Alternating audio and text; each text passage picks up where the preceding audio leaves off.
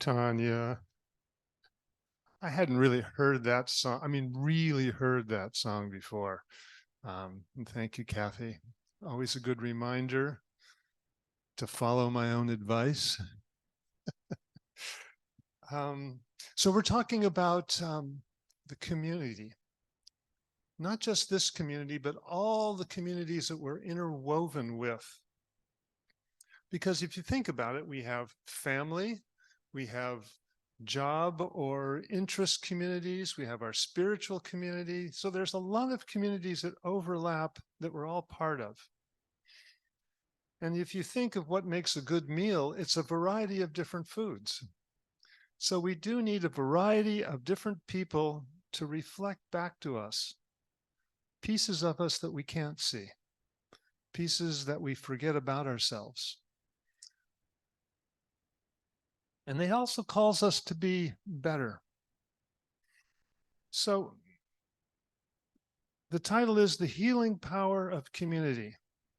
I don't know of anything that's more healing than love. It's probably the most powerful elixir out there, the most powerful element out there. Better than doctors, medicines, all of that. Not to say that those aren't important, but without love, we don't survive. Children don't survive without love. And we know that. But we think we can do it ourselves. At least that was my go-to. The lone wolf. I can do it.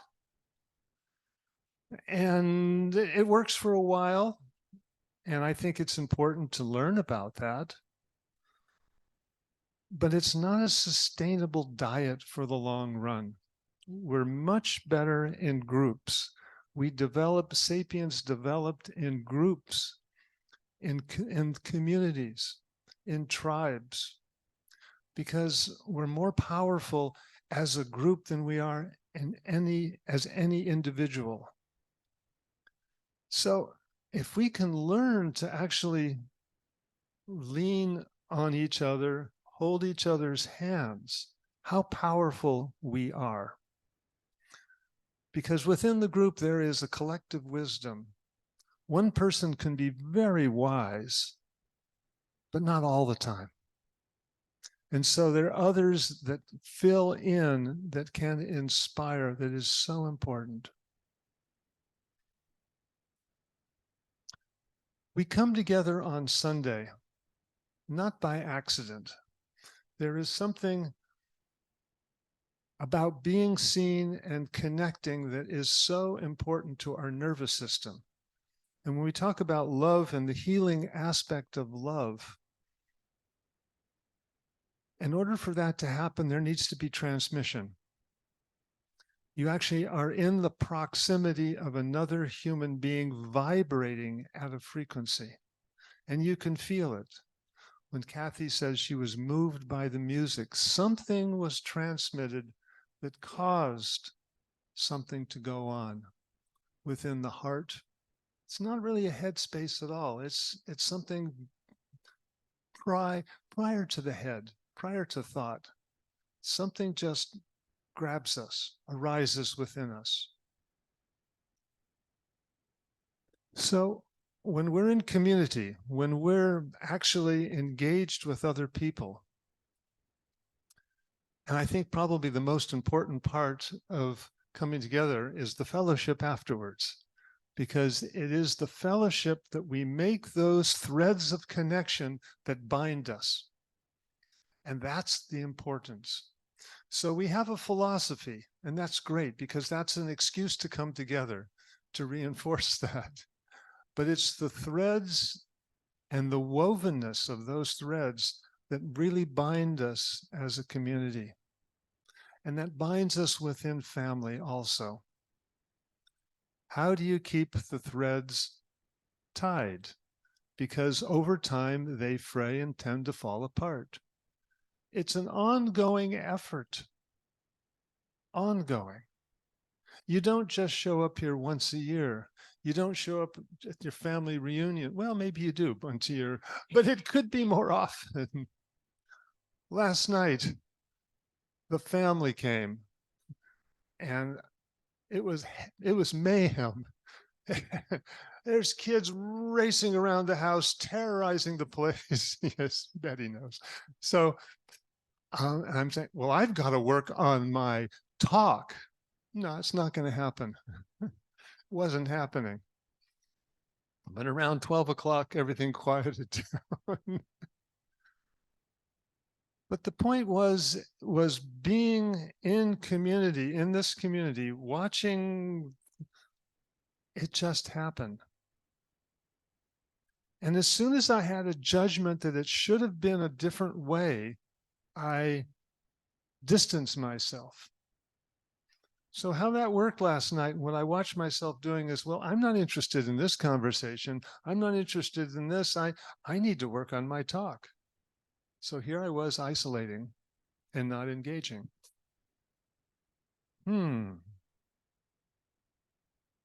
So noticing that, how can I be more present? How can I, even if I'm not interested, can I simply be present? Can I be the silent witness? And I could. And then I heard Carolyn Mace speak to me in the back of my head. She's saying, the most powerful thing you can do and the gift you can give to another person is to withhold your judgments. Just shut up. Shut that in. You know, they shouldn't be acting this way. The kids are too noisy. Boy, the wine is going quickly. And everyone is really loud. It's like, wow. Those are my judgments. Can I simply allow them and notice them that, yes, those are judgments. All of that's true in my world. But who am I to dictate how everybody else is supposed to be? Who gave me permission to do that? So, okay, thank you, Carolyn. I'll let that one go too. Because in a sense, I do have choice. I can go upstairs. I can go outside. There's a lot of things I can do. I'm not captive here. I do have a sense of control here.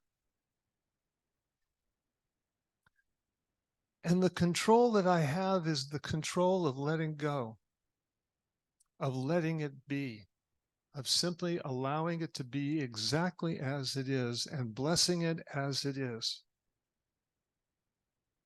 So the power of community, the power of the healing part is that it brings this stuff up. It churns, it stirs the soup. And that's important. So everything's cooked properly. Now, in community, there's a variety of people. I'm going to break it down into 3 characters. That was one of the characters right there, the Holy Ghost. The first character is the cheerleader. And within communities, there are those that cheer for us. Those are the people that are the upbeat, that like you and that uplift you, and it's good to see them. And then there are the people that are just sort of, I wouldn't say irrelevant, but there isn't a strong connection, or a connection hasn't been developed as yet. They're sort of in the making. And then there's the third characters. And I call these the noble, actually Carolyn Mace called them the noble friends. And those are the ones that piss us off. These are the ones that just get under our goat and just grind away. And so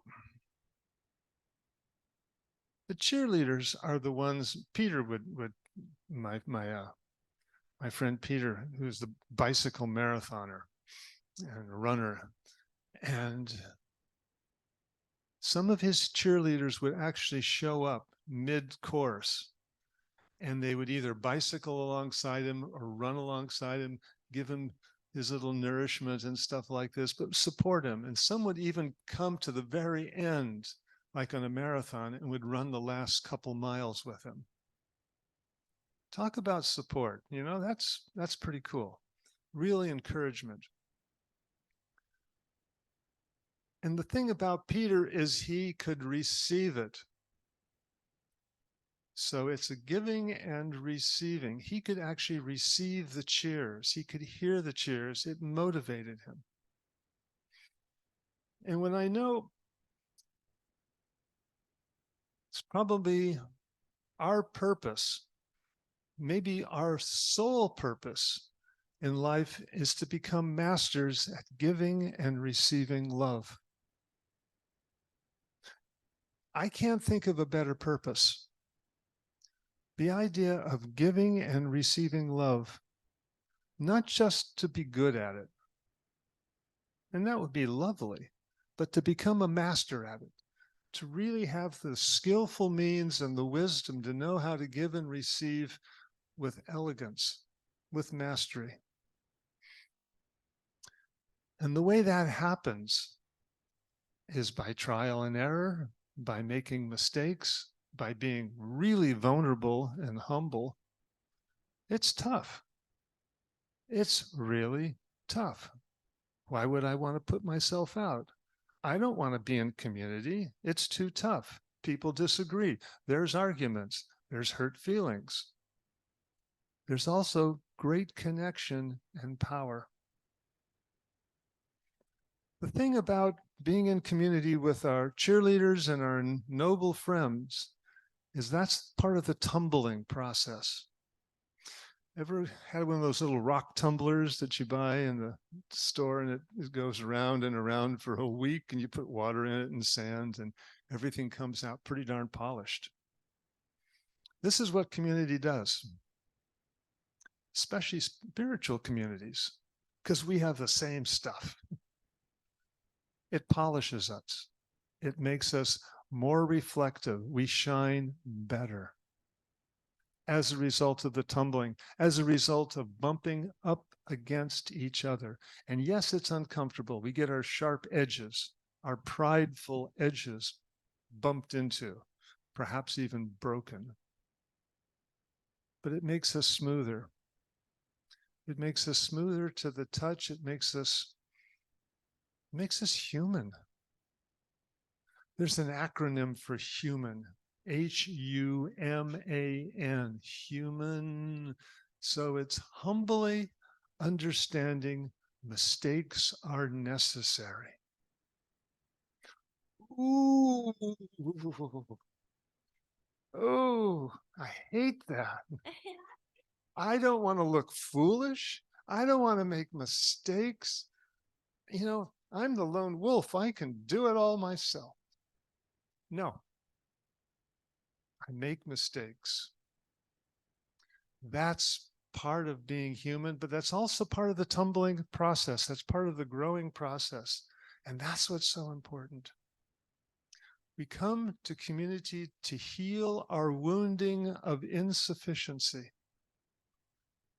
We come to community to grow in ways that we don't even know about.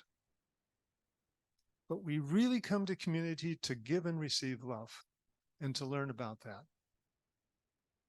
Most important thing. So why aren't we all here all the time just whooping it up and everything else? And we have our reasons, don't we?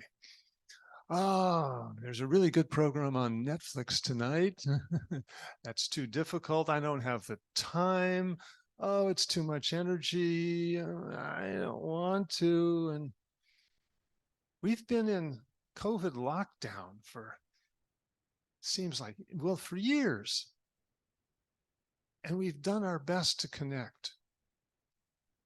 But it's taken a toll. And it's kind of like priming the pump to get back together again. And you know what I'm talking about. I mean, it feels good when we have, like the family reunion last night. It was great. It's like, I've missed this. I really have missed this. So we have our reasons why we're not doing it. Are those really good enough reasons if we think about the benefits? Because the benefits is it not only benefits us, it benefits the community, but it benefits the greater community also. Because when there's so many people that are committed to being the best they can, that makes a difference. That vibration makes a difference. So the question is, kind of as in conclusion, what are our excuses? What do we put in our way that keeps us from calling up a friend, reaching out and touching someone's hand, and doing what we know is kind of in our heart to do, but our head has said, let's do something else. Let's take the easy way out. Maybe it's time that we take the long road home and we take the bumpy road, and we shake ourselves up a little bit and we re-tie the threads of connection with one another. Osho says this: be grateful to all, to those who have helped us, to those who have hindered, to those who have been indifferent. Be grateful to all because altogether they have created the context in which Buddhas are born, in which we realize our own Buddha nature. So we come together for spiritual upliftment. What the hell does that mean? Spiritual upliftment, if it's not love and connection and the sense of belonging. So let's take that sense of love and connection and belonging as our high watermarks, as that to strive for, to truly strive for. So, in conclusion, healing is really about loving, coming into harmony with ourselves, coming into harmony with who we know at our deepest level, who we are, which is this loving essence that beats our heart, that moves our bodies, that gives us energy. How can we express that in more beautiful and skillful ways? And let us pray. As we simply breathe into this gift, this beautiful, these bodies that are so amazing. And as we breathe in, we follow the breath all the way down into the belly and beyond, into the vastness of this body. And the breath simply comes and goes without any demands. It simply is. Let that be a reminder of how we are supported in life. As the breath is supported, so are all of us supported by the mystery. And so for today, each of us has heard part of this message, and in that hearing has anchored a new interest in connecting with one another, a new interest in actually reaching out and touching in not only a physical way, but a verbal way and a heartful way, all the different ways that we touch each other, that is now become more curious and more available. So I anchor the curiosity. I anchor the willingness to move forward in connecting with one another as we build step by step a better world as and in community. And so it is.